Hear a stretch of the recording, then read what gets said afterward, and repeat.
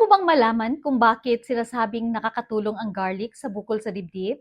Hindi ito basta-basta. Top 3 reasons to. Number 1, anti-inflammatory power. Ang garlic may allicin na tumutulong na mag-reduce ng inflammation sa loob ng katawan. Kapag less inflammation, mas less din ang chance na lumaki ang bukol. Number 2, immune system booster. Pinapalakas ng garlic ang immune system mo. Kaya, mas natutulungan ang katawan na mag-repair ng damaged cells from within. Number 3, natural detox support.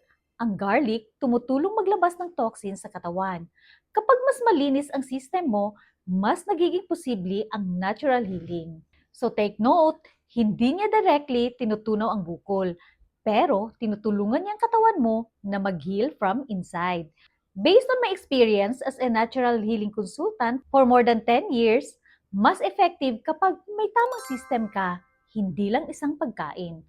Gusto mo ng guided 3 months detox program with meal plan and supplements? Message me or comment detox sa baba and follow me for more natural healing tips. This is May at your service!